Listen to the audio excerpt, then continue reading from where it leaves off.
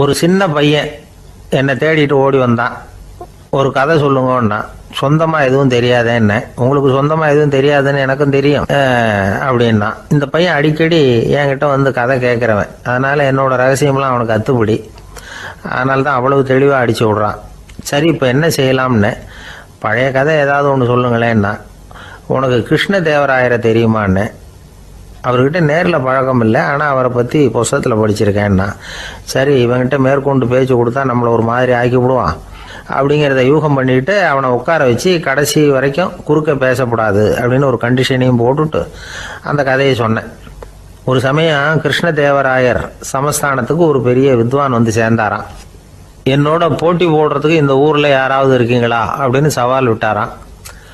அந்த ஊரில் இருந்த பெரிய பெரிய வித்வான்லாம் இது ஏதுடா வம்பா போச்சுன்னு நினைக்க ஆரம்பிச்சிட்டாங்க. யாரும் அந்த ஆளோட போட்டி போடுறதுக்கு தயாராக இல்லை. எல்லாரும் நடுங்கிக்கிட்டு இருக்கிறாங்க. அந்த நேரத்தில் ஒருத்தன் மட்டும் தைரியமாக முன்னுக்கு வந்தான். அது யாருன்னா தெனாலிராமன். அந்த சமஸ்தானத்தில் விகட கவி அவன். என்ன அனுப்புங்க போட்டிக்கு, நான் ஜெயிச்சு காட்டுறேன்னா. உனக்கு அவ்வளவு தைரியம் இருக்குதா அப்படின்னு கேட்டாங்க. தைரியம் மட்டும்தான் என்கிட்ட இருக்குது, ஆனால் தைரியம் இருந்தால் அதிர்ஷ்டம் தேடிட்டு வருங்கிறது எனக்கு தெரியும் அப்படின்னா. அடுத்த நாள் போட்டி ஆரம்பமாச்சு. அந்த பெரிய வித்வான் வந்து நின்னார். தெனாலிராமன் எதிரில் வந்து நின்னான். அந்த வித்வான் ஒரு விரலை காட்டினார். தெனாலிராமன் பதிலுக்கு 2 விரலை காட்டினான். வித்வான் 3 விரலை காட்டினார். இவன் உடனே 4 விரலை காட்டினான். உடனே 5 விரலை காட்டினார் அவர். தெனாலிராமன் உடனே தன்னுடைய கை முஷ்டியை காட்டினான், கையை மூடி காட்டினான். அவ்வளோதான். அந்த பெரிய வித்வான் கிருஷ்ணதேவராயர் காலில் விழுந்தார். நான் தோத்துட்டேன், என் தோல்வியை ஒத்துக்கிறேன் அப்படின்னு சொல்லிவிட்டார். கிருஷ்ணதேவராயர் அவரை தனியாக அழைச்சிட்டு போய் என்ன நடந்ததுன்னு விசாரித்தார். அந்த வித்வான் விளக்கம் கொடுத்தார். ஆண்டவன் ஒருவன் தான் உண்டுங்கிறத விளக்கிறதுக்காக நான் ஒரு விரலை காட்டினேன். அப்படி இல்லை, சக்தியை சேர்த்தா சக்தி சிவன் 2 பேர் உண்டுன்னு உங்கள் வித்வான் 2 விரலை காட்டினார். மூர்த்திகள் 3 பேருங்கிறதுக்காக நான் 3 விரலை காட்டினேன். வேதங்கள் 4ன்னு சொல்லி ஒரு 4 விரலை காட்டினார். பஞ்சபூதங்கள் 5ன்னு நான் 5 விரலை காட்டினேன். அதையெல்லாம் அடக்கி ஆளணும்னு சொல்லி அவர் கையை மூடி உறுதியாக காட்டினார். அடடா, உங்கள் வித்வானுக்கு எப்பேற்பட்ட அறிவு, அவர் தான் ஜெயிச்சார், நான் தோத்துட்டேன் அப்படின்னார் அவர். அப்படி சொல்லிவிட்டு அவர் போயிட்டார். அதுக்கப்புறம் தெனாலிராமனை கூப்பிட்டு என்னப்பா நடந்தது அப்படின்னு கேட்டாராம். அதுக்கு தெனாலிராமன் விளக்கம் கொடுத்துருக்குறான். அவன் முதல்ல என்னை கொன்னுடுவேன்னு அந்த வித்வான் ஒரு விரலை காட்டினான். உடனே ஒரு 2 கண்ணையும் தோண்டி போடுவேங்கிறதுக்காக நான் 2 விரலை காட்டினேன். உனக்கு நாமம் போட்டுருவேன்னு சொல்லி 3 விரலை காட்டினான். அதை அழிச்சிருவேன்னு 4 விரலை காட்டினேன். உன்னை அரைஞ்சிருவேன்னு அவன் 5 விரலை காட்டினான். நான் உங்களை குத்தி போடுவேன்னு சொல்லி கையை மூடி காட்டினேன் அப்படின்னா. இப்போ பாருங்க, ஜெயிச்சது யார்? தைரியம் மட்டும் இருந்துட்டா அதிர்ஷ்டம் தானாக தேடி வருங்கிறது எவ்வளவு உண்மையாக போச்சு. அதனால் நாம் எப்பவும் தைரியமாக இருக்கணும்னு சொல்லிவிட்டு என் எதிரில் கதை கேட்டுட்டு உட்காந்துருந்த சின்ன பையனை பார்த்தேன். அவன் என்னை நிமிர்ந்து பார்த்தான். அவன் தன்னோட கை கால் 2ஐயும் ஒரு மாதிரியாக என் முன்னால் தூக்கி 20 விரலை காட்டினான்.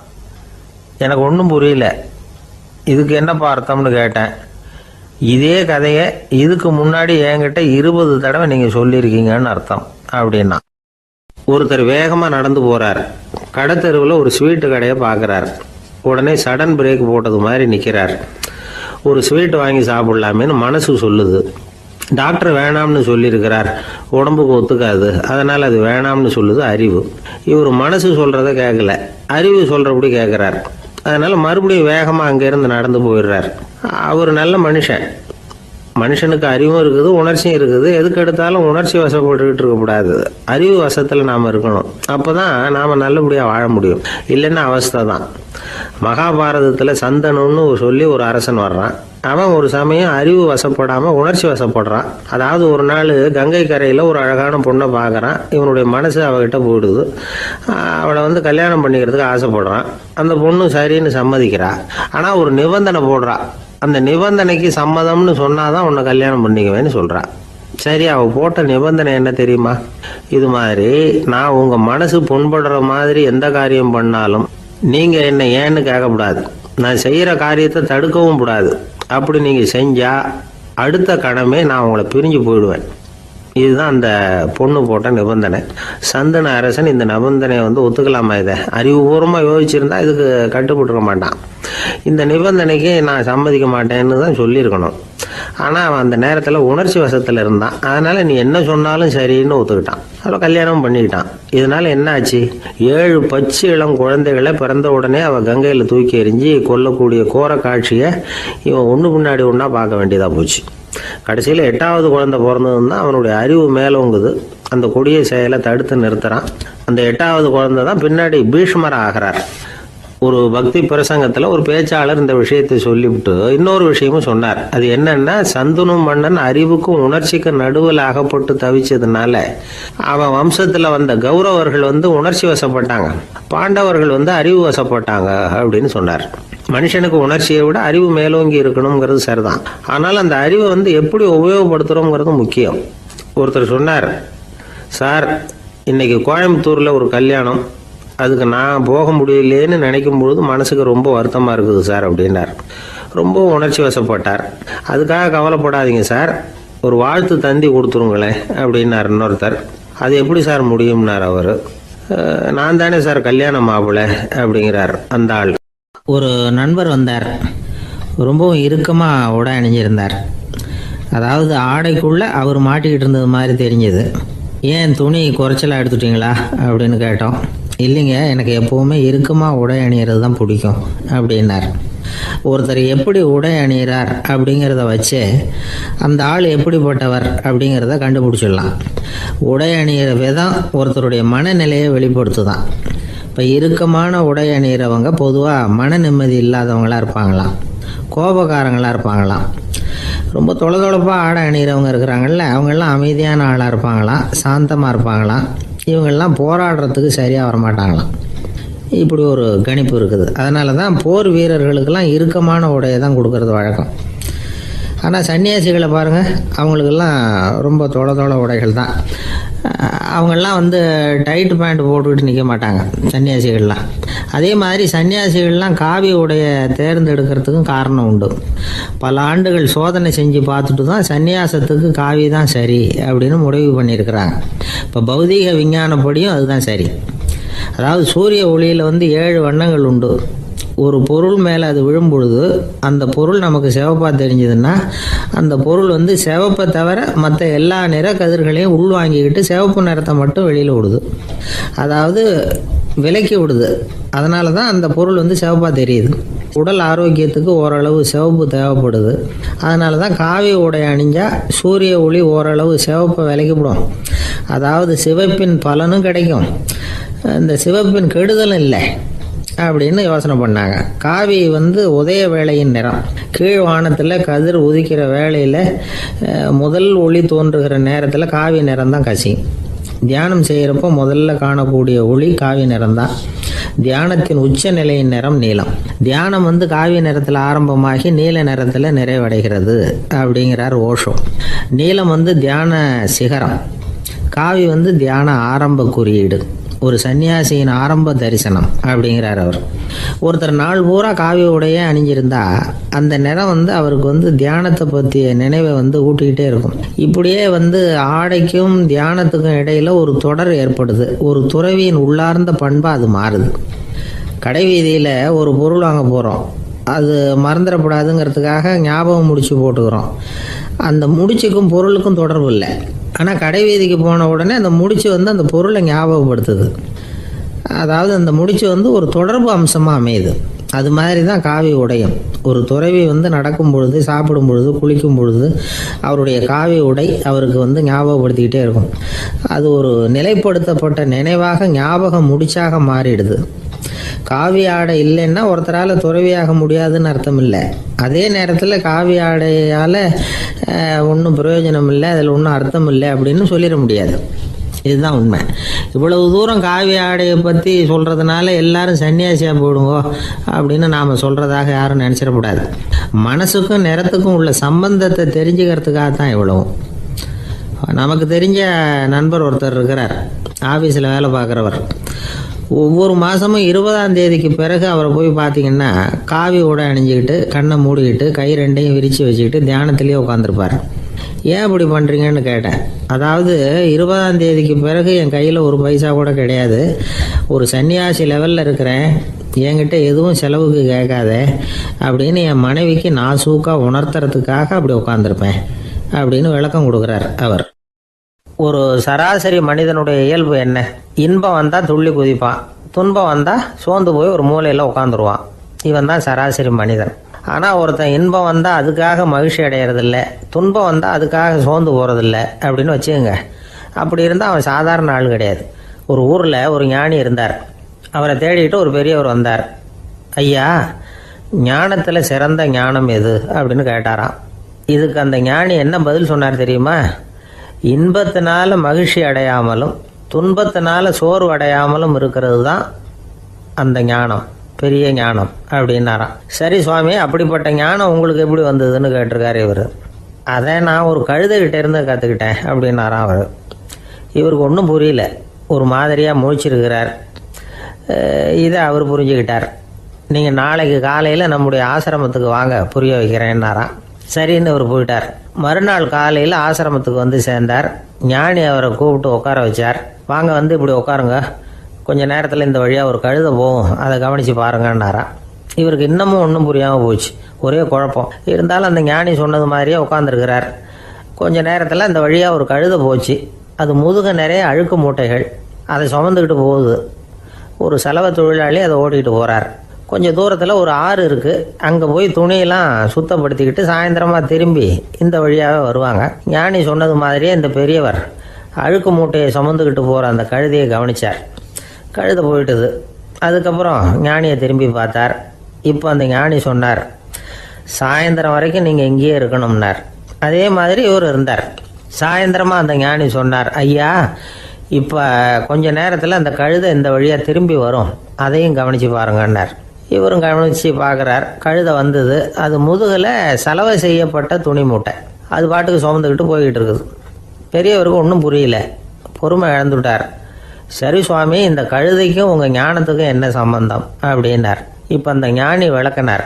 ஐயா, இந்த கழுதை இதே மாதிரி தினமும் காலையில் அழுக்கு மூட்டைகளை சுமந்துக்கிட்டு ஆற்றுக்கு போகுது, மாலையில் வெண்மையான சுத்தமான துணிகளை சுமந்துக்கிட்டு திரும்பி ஊருக்கு போகுது. காலையில் இது போகும்பொழுது முதுகில் அழுக்கு மூட்டைகளை சுமந்துக்கிட்டு போகிறோமேங்கிற வருத்தமும் அதுக்கு கிடையாது. சாயந்தரம் திரும்பி வரும்பொழுது சுத்தமான துணிகளை சுமந்துக்கிட்டு வர்றோமேங்கிற மகிழ்ச்சியும் அதுக்கு இல்லை. இதை பார்த்து தான் நானும் அது மாதிரி ஞானத்தை கற்றுக்கிட்டேன் அப்படின்னாராம். அதனால் யார் கற்றுக் கொடுக்குறாங்க அப்படிங்கிறத விட எதை கற்றுக்கிறோம் அப்படிங்கிறது தான் முக்கியம். ஒரு சினிமா பார்க்குறோம், ஒரு அருவி கொட்டுறது மாதிரி காட்சி வருது, தண்ணீர் வழியுது. படம் முடிஞ்சதும் பார்த்தீங்கன்னா அந்த திரை என்ன நனைஞ்சு போயா இருக்கும். ஒரு தீப்பிடிச்சு எரியிற காட்சியை சினிமாவில் பார்க்குறீங்க, காட்சி முடிஞ்சதும் அந்த வெண் திரையே கருகி போயா இருக்கும். படத்தில் வர்ற தண்ணீரும் நெருப்பும் அந்த திரையை பாதிக்கிறது இல்லை. நாம் அந்த திரை மாதிரி இருக்கிறதுக்கு கற்றுக்கணுமா. அந்த பக்குவம் வந்துவிட்டதுன்னா இன்பமும் துன்பமும் நம்ம எதுவும் செய்யாது. ஒரு சினிமாவை பார்க்குற வரைக்கும் சிரிக்கலாம், அழலாம். பார்த்துட்டு வெளியில் வரும்பொழுது அழுதுகிட்டே வரக்கூடாது. ஒருத்தர் வந்தார், அப்படி படம் முடிஞ்சு வெளியில் வரும்பொழுது அருவி மாதிரி கண்ணீர் சிந்திக்கிட்டே வரார். ஏன் சார் படம் அவ்வளவு சோகமா அப்படின்னு கேட்டார். இன்னொருத்தர், இல்லை சார், கூட்டம் ரொம்ப குறைச்சல் சார், மொத்தம் படம் பார்க்க வந்தவங்களே 15 பேர் தான் சார் அப்படின்னார் கண்ணீரை தொடச்சிக்கிட்டே. அதுக்கு நீங்கள் ஏன் சார் அழறீங்கன்னு கேட்டார் அவர். இந்த படத்தோட தயாரிப்பாளரே நான் தான் சார் அப்படின்னாரா இவர். ஒரு நீதிமன்றம், அங்கே ஒரு கொலை வழக்கு சம்பந்தமாக விசாரணை நடந்துக்கிட்டு இருக்குது. அந்த வழக்கறிஞர் ரொம்ப தீவிரமாக வாதாடிக்கிட்டு இருக்கிறார். தன்னுடைய கட்சிக்காரர் நிரபராதிங்கிறது அவருக்கு நல்லா தெரியும். அதனால தான் அவர் சார்பாக வாதாடுறதுக்கே ஒத்துக்கிட்டார். அப்படி அவர் மும்முரமாக வாதாடிக்கிட்டு இருக்கிற சமயத்தில் அவசரமாக தந்தி ஒன்று வந்து சேர்ந்தது. அதை வாங்கி படித்து பார்த்தார். அதுக்கப்புறம் அதை மடித்து தன்னுடைய கோட்டு பையில் வச்சுக்கிட்டு தொடர்ந்து வாதாட ஆரம்பிச்சிட்டார். பேசி முடித்தார். அதுக்கப்புறம் அங்கே கோர்ட்டில் இருந்த சக வக்கீல்கள் அவர்கிட்ட வந்தாங்க. தந்தி ஒன்று வந்ததே, என்ன விஷயம் அப்படின்னு விசாரித்தாங்களாம். அப்போ அவர் சொல்லியிருக்கிறார், ஊரில் சிகிச்சைக்காக போயிருந்த என்னுடைய மனைவி இறந்து போனதாக தந்தி வந்திருக்குது அப்படின்னாராம். மற்ற வக்கீல்களுக்கு அதிர்ச்சி. என்னங்க இது, மனைவி இறந்ததை விட கேஸு முக்கியமாக உங்களுக்கு அப்படின்னு கேட்டிருக்கிறாங்க.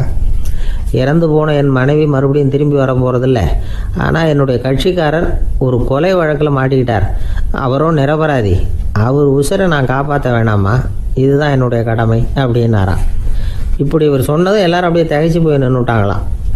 சரி, கடமைக்கு முக்கியத்துவம் கொடுத்த அந்த வழக்கறிஞர் யார் தெரியுமா? அவர் தான் இரும்பு மனிதர் சர்தார் வல்லபாய் பட்டேல். குஜராத் மாநிலத்தில் 1875 அக்டோபர் 31 அன்றைக்கு ஜாவேரி பாய் அப்படிங்கிறவருக்கு 4வது பிள்ளையா அவர் பிறந்தாராம். இந்த ஜாவேரி பாய் யார் தெரியுமா? ஜான்சி ராணி லட்சுமி பாய் போர் படையில் ஒரு வீரராக பணிபுரிஞ்சவர். இளம் வயசில் வல்லபாய் படையில் ரொம்ப சிரமப்பட்டு படிச்சிருக்கார். விடாமுயற்சி வெற்றியை கொடுத்தது. கல்லூரியிலையும் காலடி வச்சார். அதுக்கப்புறம் வக்கீல் பட்டத்தையும் வாங்கினார். பிரிட்டிஷ் ஆட்சி நடந்துக்கிட்டு இருந்த சமயம் குஜராத்தை சேர்ந்த பர்டோலி தாலுக்காவில் விவசாயிகள் மேலே அரசாங்கம் திடீர்னு நில வரியை வசதி விட்டு தான். ஏழை விவசாயிகள் ரொம்ப கஷ்டப்பட்டுருக்காங்க. அரசாங்கம் வரி செலுத்தாத விவசாயிகளின் நிலங்களையெல்லாம் ஜப்தி செஞ்சுதான். அரசாங்கத்தை எதிர்க்கிறவங்களையெல்லாம் கைது பண்ணி சிறையில் அடைச்சிட்டாங்களாம். சில பேர் வீடு வாசல் ஆடு மாட்டையெல்லாம் விற்று கூட வரி கட்ட வேண்டிய நிலைமைக்கு ஆளாயிட்டாங்க. வழக்கறிஞர் வல்லபாய் படேல் நில வரியை உடனே ரத்து பண்ணணும் அப்படின்னு பம்பாய் கவர்னருக்கு ஒரு கடிதம் எழுதினார். எந்த பலனும் இல்லை. உடனே எல்லா விவசாயிகளையும் அணி திரட்டினார். அதுக்கு தானே தலைமை தாங்கினார். சத்தியாகிரகம் நடத்தினார். அந்த பகுதியில் எந்த வேலையும் நடக்கலை. வேறு வழி இல்லை. ஆட்சியாளர்கள் உடனே வரியை ரத்து பண்ணாங்க. சிறையில் இருந்தவங்களெல்லாம் வெளில விட்டாங்க. 1928 ஆகஸ்ட் 6 சர்க்காருக்கும் விவசாயிகளுக்கும் இடையில் ஒரு உடன்பாடு ஏற்பட்டது. அதுக்கப்புறம் தான் நிலைமை சரியாக போச்சான். வல்லபாய் படேலின் பொது சேவையை பாராட்டின பொதுமக்கள் அவருக்கு சர்தார் அப்படிங்கிற பட்டத்தை கொடுத்தாங்களாம். சர்தார்னா தலைவர் அல்லது தளபதின்னு அர்த்தம். இரும்பு மனிதர்னு இவருக்கு பேர். இருந்தாலும் நகைச்சுவை உணர்வும் இவருக்கு நிறைய உண்டு. ஒரு தடவை ஒரு பத்திரிகை நிருபர் வந்திருக்கார்.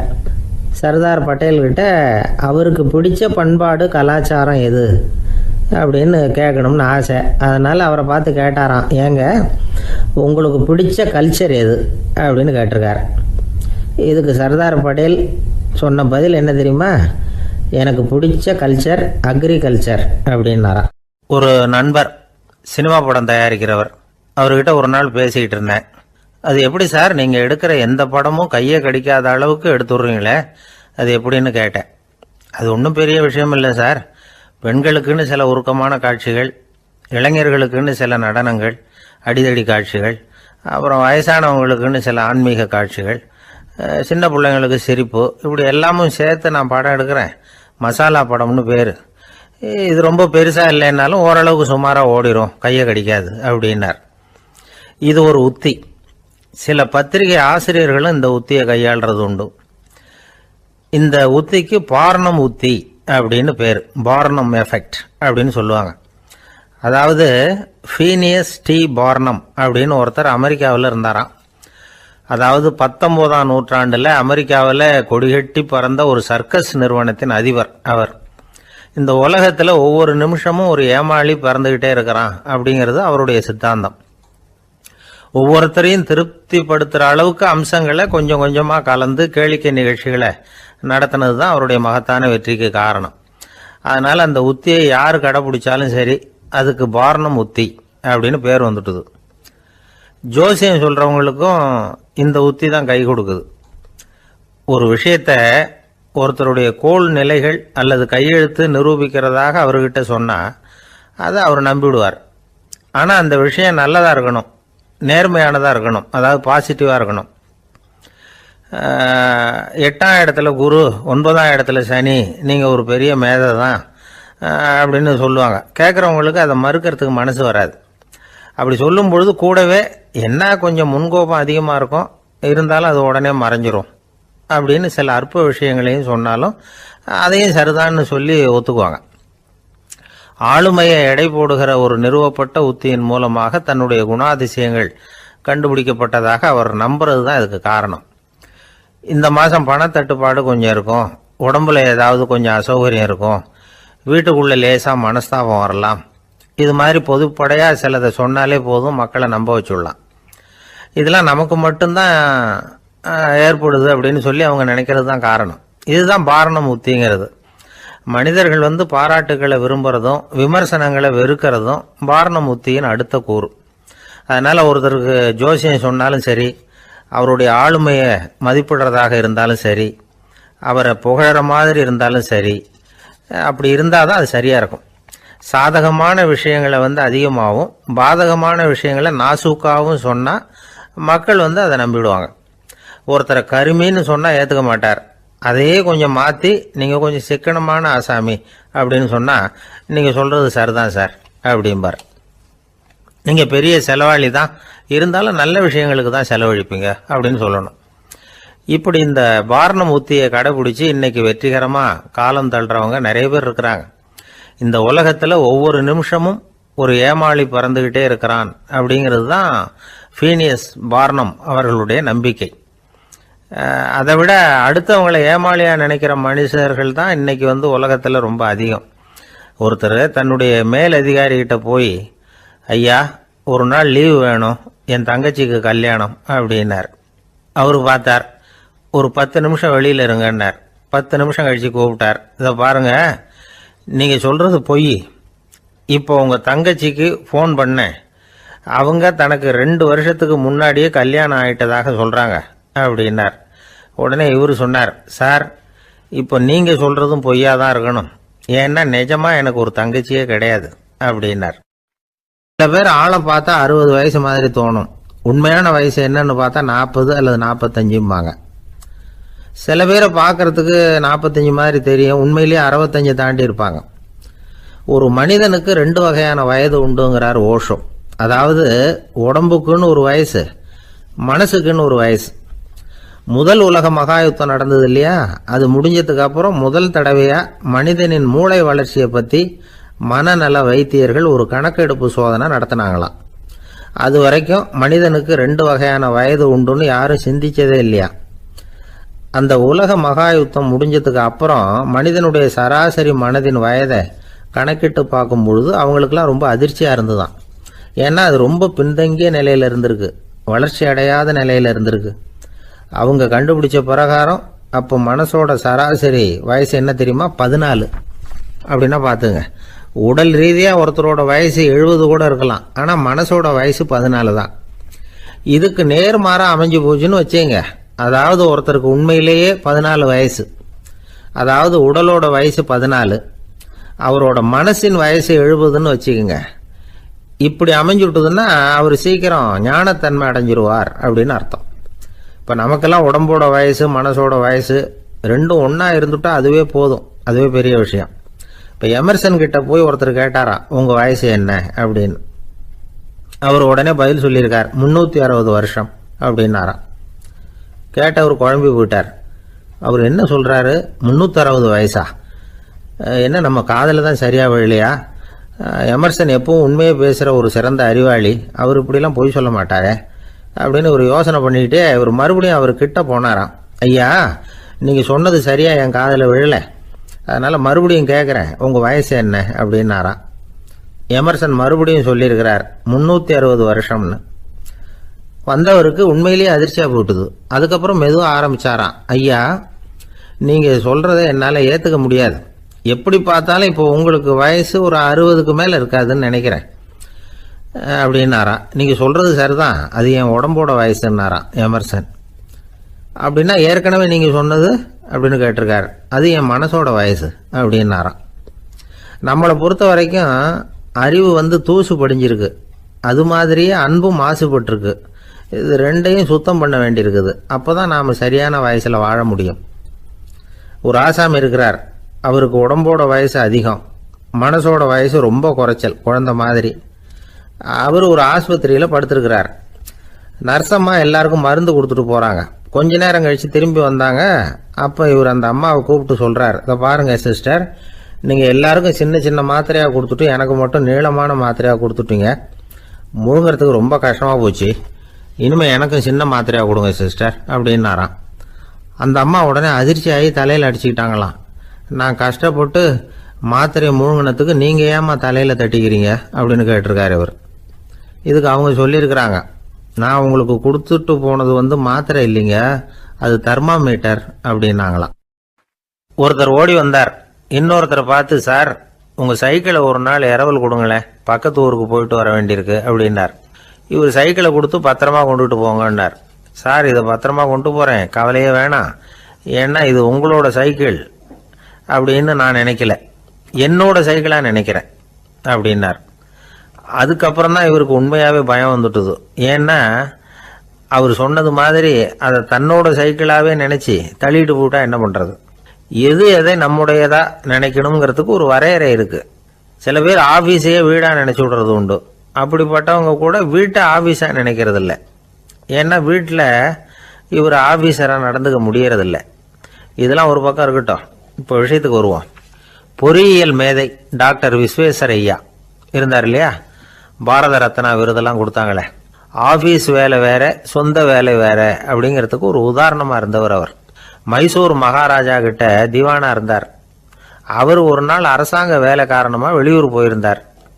ஹாசன்கிற ஊருக்கு பக்கத்துல ஒரு பயண மாளிகை, அங்க தங்கிவிட்டார். ராத்திரி அங்க தங்கி இருந்துட்டு விடிஞ்சதும் ஊருக்கு திரும்புறதாக திட்டம்.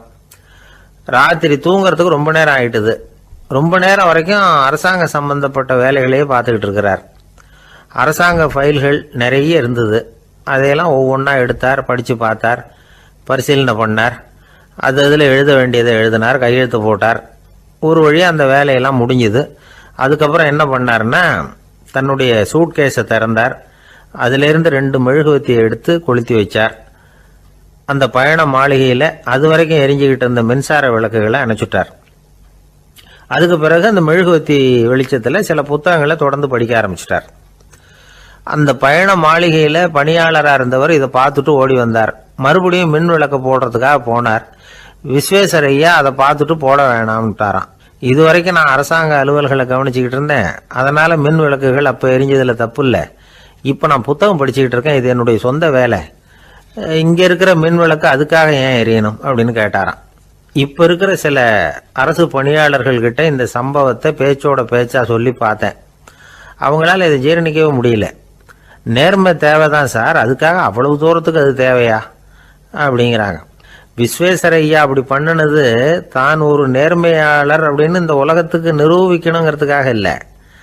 தான் அப்படி நடந்து காட்டினா தன்னை சுற்றி இருக்கிறவங்களும் அதை கேள்விப்படுறவங்களும் முடிஞ்ச அளவுக்கு பொது வாழ்க்கையில் அரசு பணியில் நேர்மையை கடைபிடிக்க முயற்சி பண்ணலாமே அப்படிங்கிறதுக்காகத்தான்.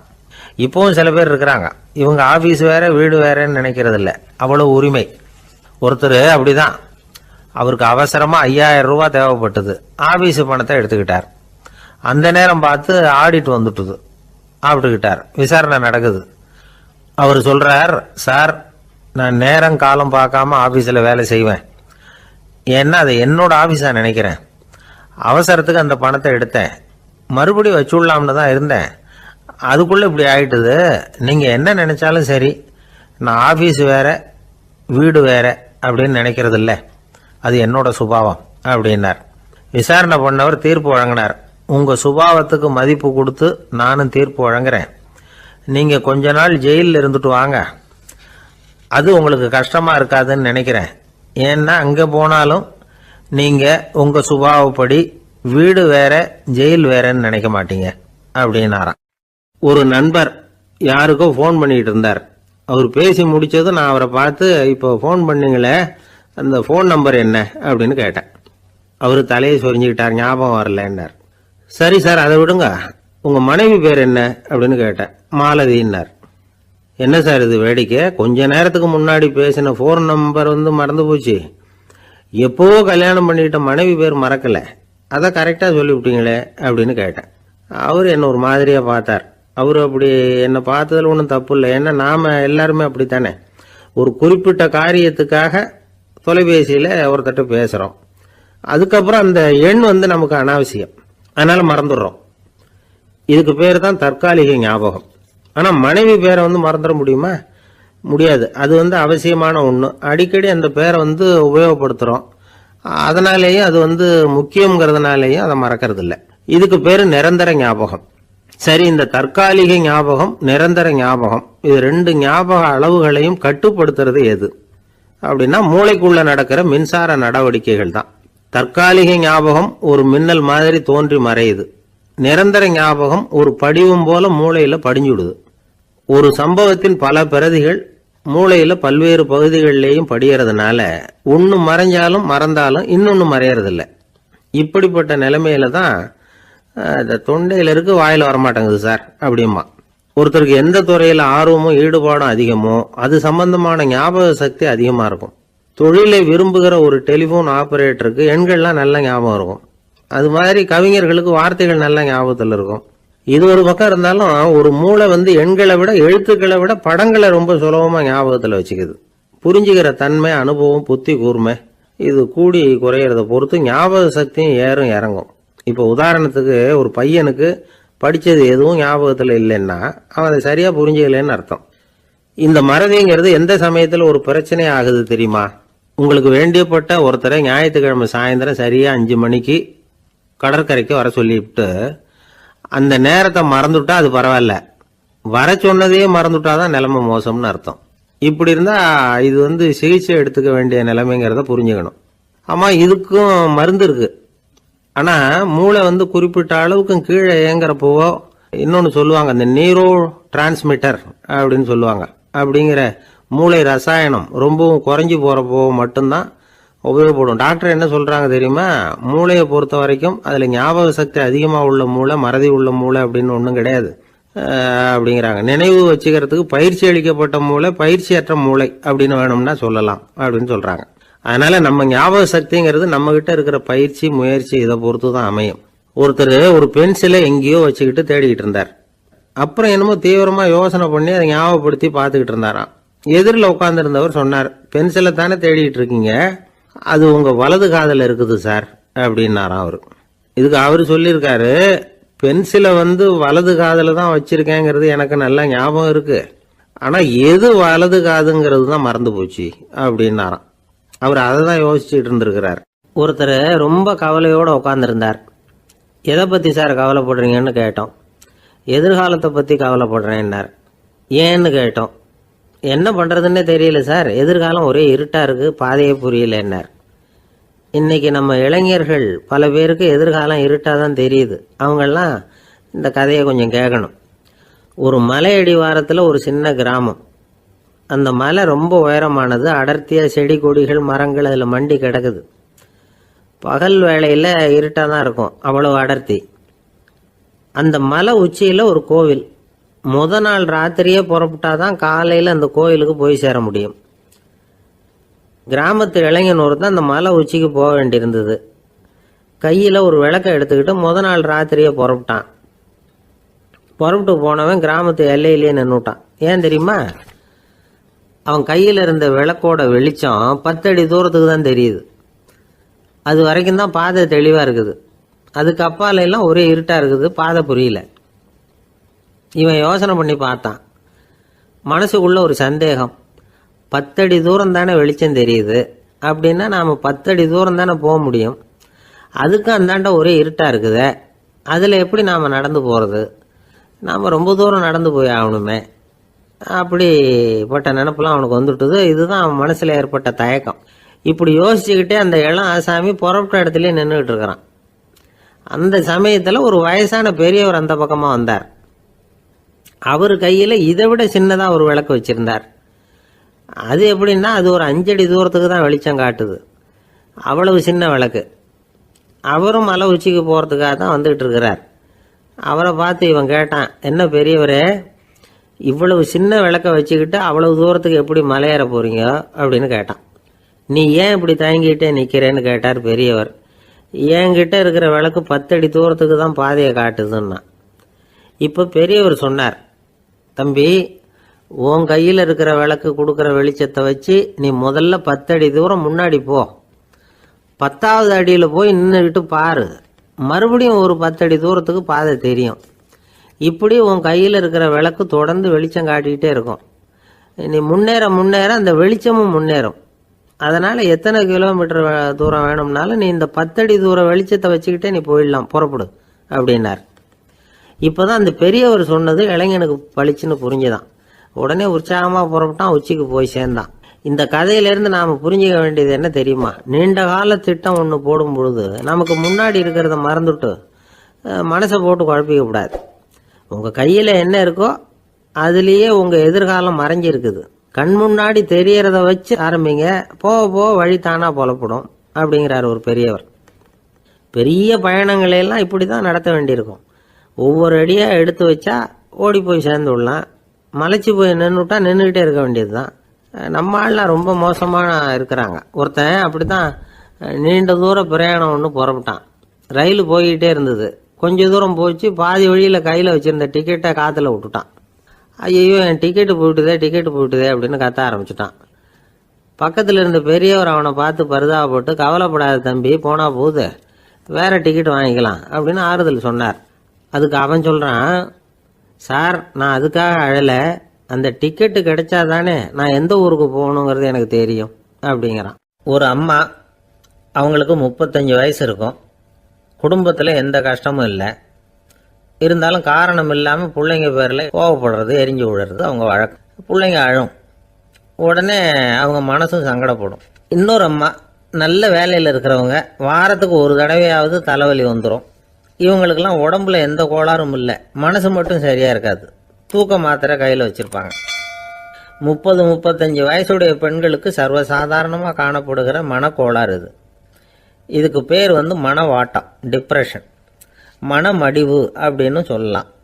இந்த நோய்க்கு அறிகுறி என்ன தெரியுமா?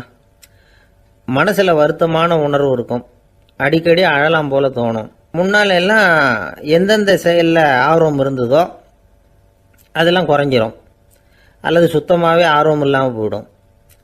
சில பெண்கள் இளம் வயசில் பக்கத்தில் இருக்கிறவங்க கிட்ட கலகலப்பாக பேசுவாங்க, வீட்டை அலங்கரிக்கிறதுல ஆர்வம் இருக்கும்.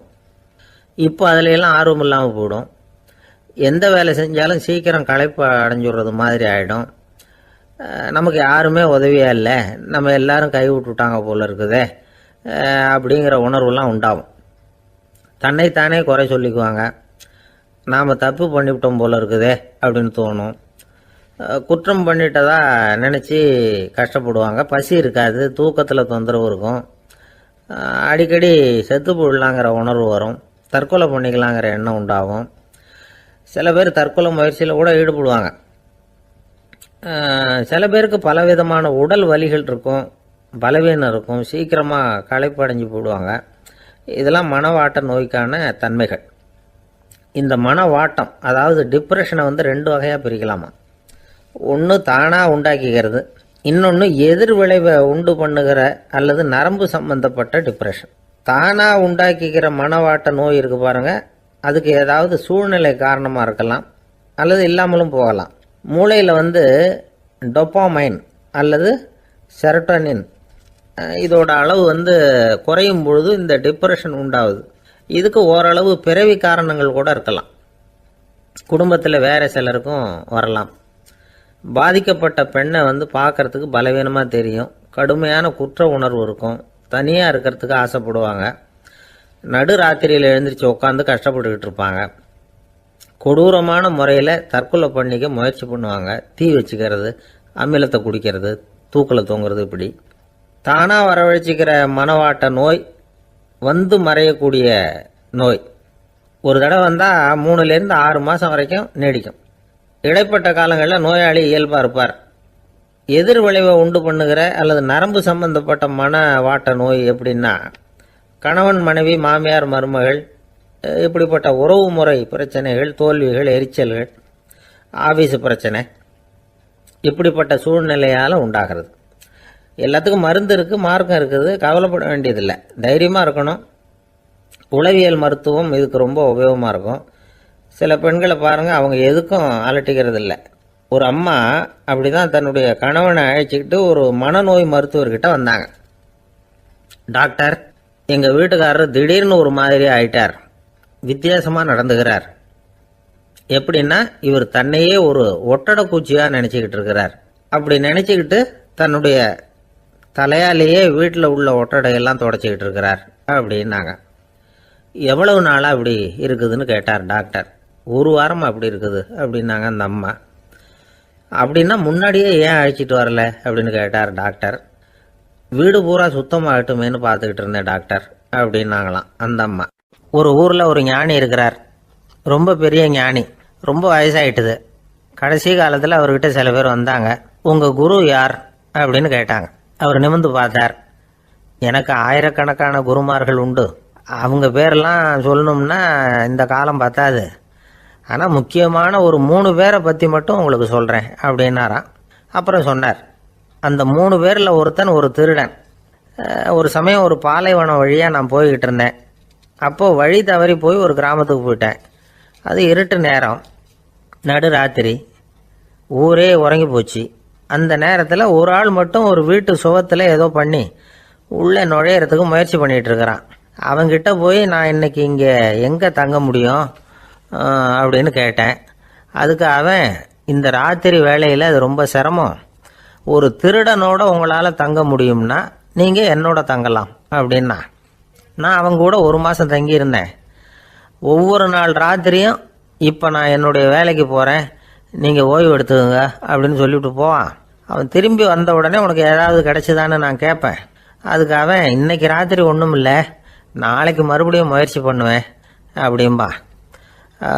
எப்பவும் அவன் நம்பிக்கை இழந்ததே கிடையாது, எப்பவும் சந்தோஷமாகவே இருப்பான். நானும் ரொம்ப காலமாக தியானம் பண்ணிக்கிட்டே இருந்தேன், ஒன்றுமே நடக்கலை. ஆனால் நான் என்ன பண்ணேன் தெரியுமா, மனசு வருத்தப்படும், நம்பிக்கை இழந்துருவேன். அப்போல்லாம் அந்த திருடனுடைய விடாமுயற்சி தான் ஞாபகத்துக்கு வரும். அதனால் அந்த திருடன் எனக்கு ஒரு குரு. என்னுடைய 2வது குரு யாருன்னா அது ஒரு நாய்.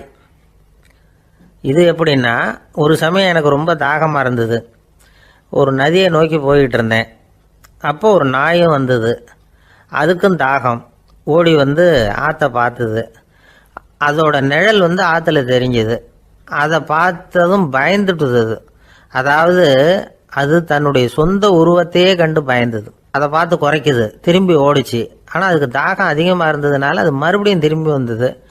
பார்த்தா மறுபடியும் தண்ணியில் நாயோட உருவம் தெரியுது. இப்படி சில தடவை பண்ணிச்சு. இருந்தாலும் கடைசியில் தண்ணியில் குதிச்சுட்டுது துணிஞ்சி.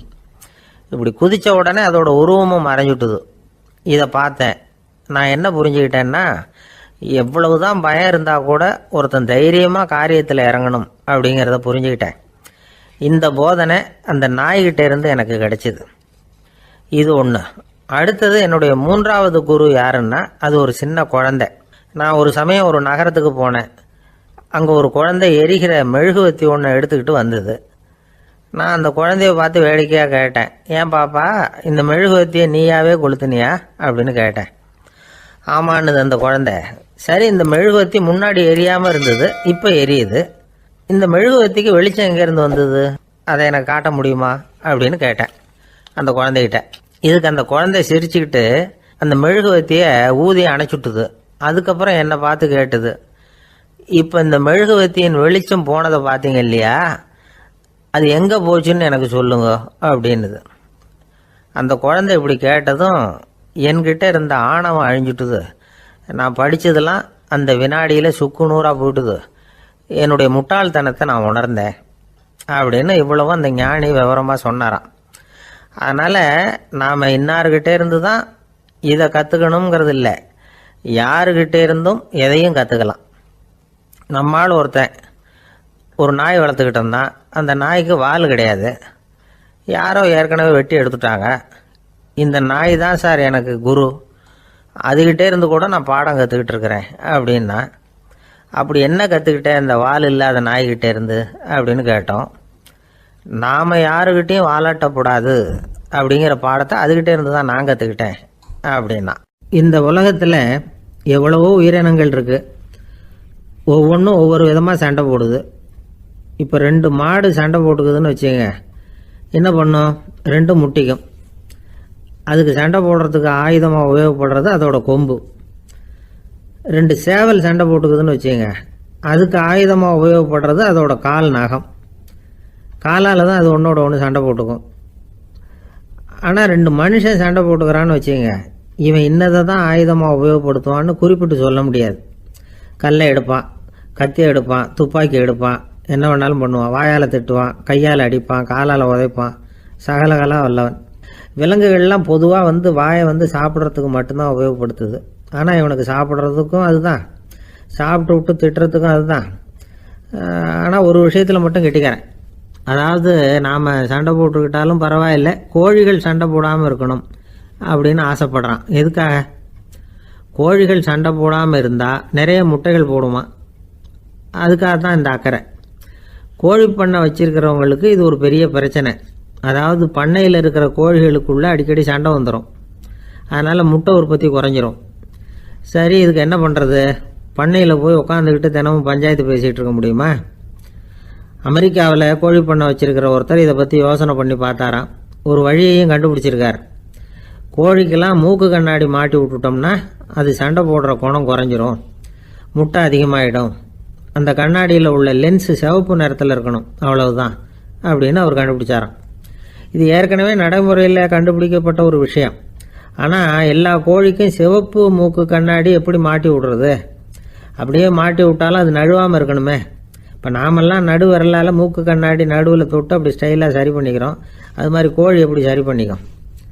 இதுதான் பிரச்சனை. இதுக்கு அவர் என்ன வழி கண்டுபிடிச்சாருன்னா, கோழிக்கெல்லாம் மூக்கு கண்ணாடிக்கு பதிலாக விழியொட்டு வில்லைகள், கான்டாக்ட் லென்ஸ், அதை பொருத்தி விட்டா என்ன அப்படின்னு யோசனை பண்ணார். அதே மாதிரி பண்ணார். அதே மாதிரி செஞ்சு பார்த்தார், வெற்றி. அதுக்கப்புறம் கோழியெல்லாம் சண்டை போட்டுக்கலையாம், சமாதான பிரியர்கள் ஆகிட்டு தான். கோழிகளுக்கு இயல்பாகவே சண்டை போடுற குணம் உண்டு. ஆனால் அதோட கண்ணுக்கு பார்க்குற பொருள்லாம் ரோஜா நிறத்துலையோ அல்லது இன்னும் சொல்ல போனால் அழுத்தமான சிவப்பு நிறத்துலையோ தெரிஞ்சதுன்னா சண்டை போடுற குணம் குறைஞ்சிருதான். அந்த சமயத்தில் அது அதிகமாகவும் முட்டையிட ஆரம்பிச்சுடுதான். அதே நேரத்தில் இறை எடுக்கிறத கூட குறைச்சிக்குதான். இது ஏன் இப்படி பண்ணுதுங்கிறது விஞ்ஞானிகளுக்கு இன்னமும் புரியலையா. எப்படியோ அமெரிக்க கோழிகள்லாம் கான்டாக்ட் லென்ஸ் பொருத்திக்க ஆரம்பித்தாச்சு. கோழி கழுத்தை பிடிச்சிக்கிட்டு ஒரு சில வினாடிகளில் அதை பொருத்தி போடுறாங்களாம். கோழியோட ஆயுள் பூரா அது அப்படியே இருக்குமா. பண்ணையில் முட்டை உற்பத்தி குறைஞ்சா இது மாதிரி விஞ்ஞானபூர்வமாக பரிகாரம் தேடுறது தான் நல்லது. நமக்கு வேண்டியப்பட்ட ஒருத்தர், அவர் ஒரு கோழி பண்ணை வச்சுருந்தார். அந்த பண்ணையில் பாதி கோழி திடீர்னு செத்து போச்சு. உடனே ஒரு கால்நடை மருத்துவர்கிட்ட போக வேண்டியது தானே. அங்கே போகல, உள்ளூரில் மந்திரம் பண்ணிகிட்டு இருந்த ஒரு சாமியார்கிட்ட போனார். அவர் காலில் விழுந்தார். சாமி, என் பண்ணையில் பாதி கோழி செத்து போட்டுதுன்னார். சாமியார் யோசனை பண்ணார். சரி, பண்ணையில் வாசப்படி கிழக்கு பக்கமாக வச்சுருக்கியா மேற்கு பக்கமாக வச்சுருக்கியான்னு கேட்டார். கிழக்கு பக்கமாக இருக்குன்னார் அவர். அதுதான் தப்பு, மேற்கு பக்கமாக அதை மாற்று, சரியாக போடும்னாராம். அதே போல் இவர் போய் மாற்றிவிட்டார். அப்பவும் பாதி செத்து போச்சு. மறுபடியும் சொன்னார், சாமி மறுபடியும் பாதி கோழி செத்து போட்டுதேன்னார். சரி, கூரை எப்படி போட்டிருக்க, ஓடு போட்டிருக்கியா இல்லை கீத்து போட்டிருக்கியான்னார். ஓடு போட்டிருக்கேன்னாராம் அவர். அதுதான் தப்பு, கீத்து போட்டுரும், சரியாக போடும்னாராம். சரின்னு போய் அதையும் மாற்றி பார்த்தார். மறுபடியும் போயிட்டுது, கோழி செத்து போச்சு. வந்தார், மறுபடியும் பாதி செத்து போச்சு சாமின்னு வந்தார். இவரும் யோசனையை மாற்றி மாற்றி சொல்லிகிட்டே இருக்கிறார். இப்படி அவரும் மாற்றி மாற்றி பார்த்தார். 6வது தடவையாக அவரை தேடிட்டு வந்தார். அந்த சமயத்தில் இவர் ரொம்ப தீவிரமாக யோசனை பண்ணி பார்த்துட்டு, அது சரிப்பா, நீயும் என்கிட்ட சளைக்காமல் வந்துக்கிட்டு இருக்கிற, நானும் யோசனை சொல்லிகிட்டு இருக்கேன். இப்போவும் உங்ககிட்ட சொல்கிறதுக்கு என்கிட்ட யோசனை நிறையா இருக்குது, ஆனால் சோதிக்கிறதுக்கு உங்ககிட்ட கோழி இல்லையே, என்ன பண்ணுறது அப்படின்னாராம் இவர். ஒரு ஊரில் ஒரு பெரிய ஞானி இருந்தார். அவர் படுக்கையில் இருந்தார். இன்னும் கொஞ்ச நேரம்தான் அவர் இந்த உலகத்தில் இருக்க போகிறார். அவரை சுற்றி ஏகப்பட்ட கூட்டம். ஏற்கனவே அவருடைய உபதேசங்களை கேட்டவங்க பல பேர் அவரை சுற்றி நிற்கிறாங்க. அந்த ஞானி மெதுவாக கண்ணை திறந்து பார்க்குறார். எல்லாரும் அவருடைய கடைசி வார்த்தையை கேட்கறதுக்காக அவளோட காத்துக்கிட்டு இருக்கிறாங்க. அந்த ஞானி மெதுவாக பேச ஆரம்பித்தார்.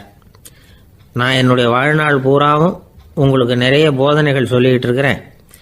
பேரானந்தம், மகிழ்ச்சி, தியானத்தன்மை, இதை பற்றியெல்லாம் சொல்லியிருக்கிறேன். இப்போ நான் வேற ஒரு கரைக்கு போய்கிட்டு இருக்கிறேன். நான் இனிமேல் இந்த கரையில் இருக்க மாட்டேன். நீங்கள் நான் சொன்னதையெல்லாம் கேட்டீங்க, ஆனால் எதையும் நீங்கள் நடைமுறைப்படுத்தி பார்க்கல. எல்லாம் கேட்டதோடு சரி, அதோட விட்டுவிட்டீங்க. அப்புறம் அதை தள்ளி போட்டுக்கிட்டே வந்துட்டீங்க. மேலும் அதை தள்ளி போடுறதுல எந்த பிரயோஜனமும் கிடையாது. இப்போ நான் போய்கிட்டு இருக்கிறேன். உங்களில் யாராவது என்னோட வர்றதுக்கு தயாரா அப்படின்னு கேட்டார். அவ்வளவுதான், யாரும் வாயை திறக்கல. ஒரே மௌனம், சத்தமே இல்லை.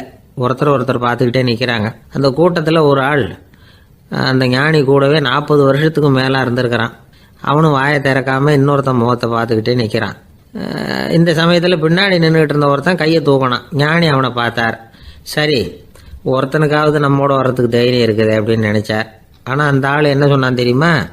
ஐயா, நீங்கள் கேட்குறப்போ நான் உடனே எழுந்திருக்கல, கையை மட்டும்தான் தூக்கினேன்.